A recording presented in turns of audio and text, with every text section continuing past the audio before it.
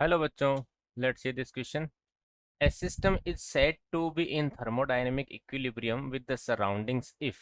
Okay, हमें पूछा गया है कि कोई सिस्टम जो है वो थर्मोडायनेमिक इक्विलिब्रियम किस कंडीशन में होगा, मतलब क्या कंडीशन होनी चाहिए कि वो थर्मोडायनेमिक इक्विलिब्रियम में होगा, किसके साथ, सराउंडिंग्स के साथ. ओके, तो देखो बच्चों, कोई सिस्टम जो है हमारे पास, सिस्टम और सराउंडिंग में अगर हमें थर्मोडायनेमिक इक्विलिब्रियम चाहिए तो तीन कंडीशन जो है फुलफिल होनी चाहिए. तो सबसे पहले होता है कि वो मैकेनिकल इक्विलिब्रियम में होना चाहिए.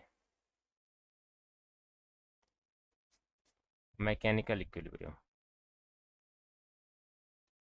मैकेनिकल इक्विलिब्रियम होना चाहिए. देखो बच्चों, मैकेनिकल इक्विलिब्रियम का मतलब ये हो गया कि हमारा जो सिस्टम है उस सिस्टम पे जो फोर्सेस लग रहे हैं वो फोर्सेस क्या होने चाहिए, इक्वल फोर्सेस होने चाहिए, यानी सिमेट्रिकल फोर्सेस होने चाहिए.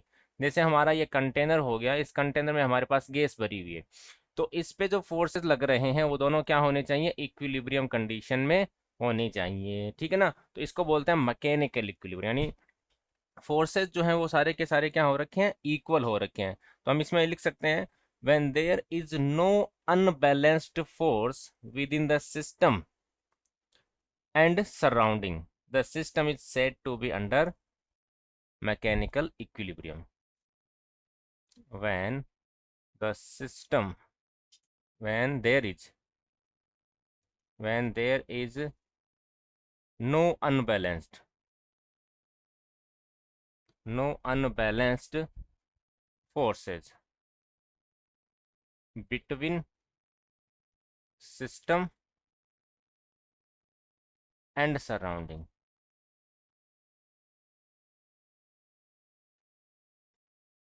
जब सिस्टम और सराउंडिंग के बीच में कोई अनबैलेंस्ड फोर्स ना हो तो उसको हम बोलते हैं मैकेनिकल इक्विलिब्रियम. दूसरा जो है, सिस्टम और सराउंडिंग के बीच में होना चाहिए chemical equilibrium. Chemical equilibrium.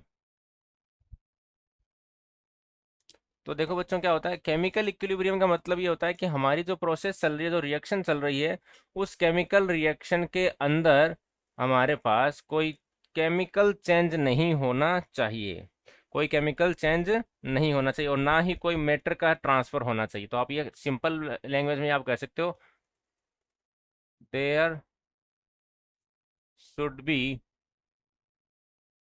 No transfer of mass. ठीक है, तो मास का कोई ट्रांसफर नहीं हो रहा तो इसका मतलब वो केमिकल इक्विलिब्रियम में होना चाहिए, होगा वो.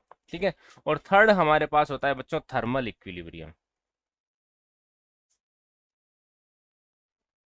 थर्मल इक्विलिब्रियम, थर्मल इक्विलिब्रियम का मतलब ये होता है कि हमारा जो प्रोसेस चल रहा है, सिस्टम चल रहा है, उस सिस्टम में हमारे पास सारे की सारी चीजें क्या होनी चाहिए, सिस्टम में सारे जो टेम्परेचर है वो क्या होना चाहिए, कांस्टेंट रहना चाहिए. Temperature should be constant. मतलब ये हुआ कि हमारा टेम्परेचर जो है वो सिस्टम का यूनिफॉर्म रहना चाहिए,